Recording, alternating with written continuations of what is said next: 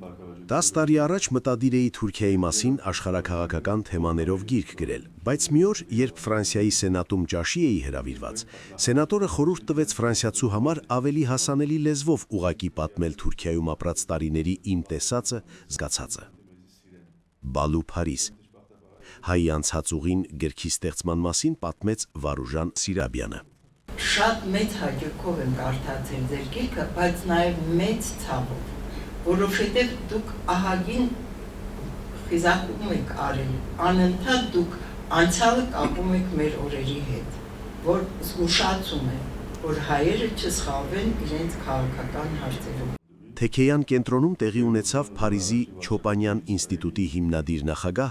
Եվրոպա և Արևելք ֆրանսալեզու պարբերականի տնօրեն, ֆրանսահայ գործիչ, գրող Վարուժան Սիրաբյանի «Բալու Փարիզ. հայի անցած ուղին» գրքի հայերեն թարգմանության շնորհանդեսը։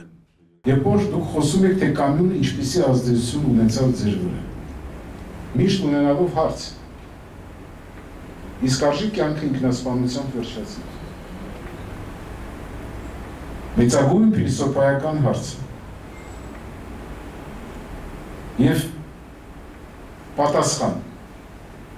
որը կյանքի այդ տարբեր դեգերումների մեջ մենք այն ամենայնի ստանում ենք, այ արժի, ոչ թե ինքնասպանություն անել, այ ապրել։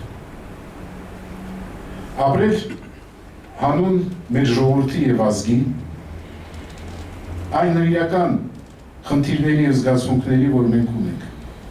և որին դուք նվիրել եք ձեր կյանքը, ձեր գրական, հասարակական գործունեությունը։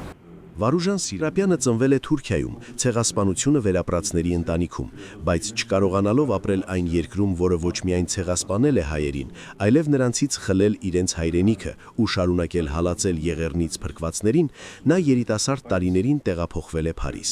Բալուից, Խարբերդից Փարիզ տեղափոխված իր հերոսի Վարդանի դեգերումներն է նա ներկայացրել իր գրքում։ Գրքի մեջ հերոսի անունը Վարդան է, Վարդանը գտնվում է իմ գրական երկորյակս է։ Այվեն 95 դոգոս քիրքին իմ ապրած ճամփուղին է։ Անունները փոխված են, բայց թվականները, դեպքերը և դերերը ճիշտ գրված են։ Քիրքի մեջ խոսիմ բզդիկ կատիններ, թույնի, ռասիզմի թույնի բզդիկ կատիններ են։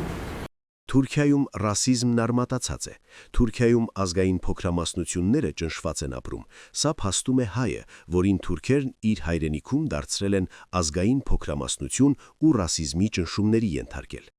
Սկսա վադիգա 6-7 տարեկանից, երբ որ ավտոբուսի մեջ էի մորս հետը, ես բզդիկ երապա չգիտեմ ինչ ուզեցի, մամա չգիտեմ շակար դուր պամուլես հայերեն, արդեն եթե Թուրքիո մեջ մամա ասեք, հայտնի որ թուրք չեք, թուրքերը աններս են իրենց մոմային։ Եվ շուտ մյուբերի շուրջտեր օգտոբուսի մեջ է, մադարասան կուրաս տնելով, վատանդաշ թուրք չեք ունուշ, քաղաքացի թուրքերան խոսը։ Ես արգավ երախայում չասկսա ինչու մաղթահաճատ բարգացասել մեկ նախատաշկիտան սպրամ։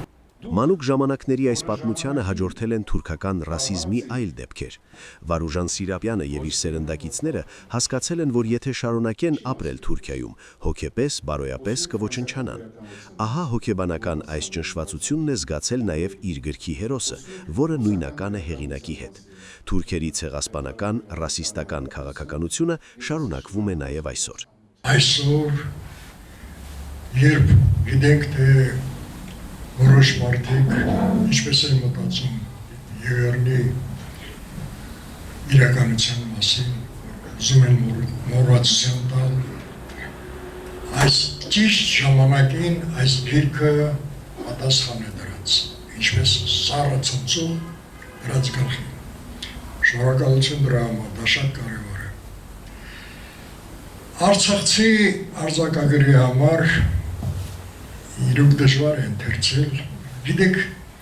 ամեն տողի վրա, ասենք կարդում էի, և շնորհակալություն, որ ժամանակին գիրքը նվիրվեց,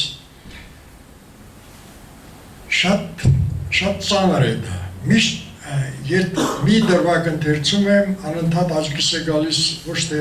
Եղեռնի դեպքը, այլ Արցախյան դեպքը։ Դա կրկնակի հարված է, կրկնակի դժվարություն է։ Բալու Փարիս հայի անցած ուղին գիրքը թարգմանել է Նելլի Ստեփանյանը։ Թարգմանությունը բավականին երկար տևեց, որովհետև փորձում էի մեծ ուշադրությամբ թարգմանել, որպեսզի փոխանցեի նաև թարգմանչի ոճը և պատմության խորությունը։ Հետևաբար ինձանից պահանջվեց ոչ միայն լեզվական աշխատանք, այլ նաև մշակութային, պատմական ուսումնասիրություն։ Վարուժան Սիրապյանի հերոսը Վարդանը ինքնակամ է լքում Թուրքիան, հետևում թողնելով իր հայրենիք Բալուն, Խարբերդը, նա դառնում է վտարանդի։ Վարուժան Սիրապյանն էլ 1975-ին դուրս է եկել Թուրքիայից, իր հետ տանելով այն դառը պատմությունները, որ տասնամյակներ անց գեղարվեստական վավերագրությամբ ներկայացրել է իր գրքում։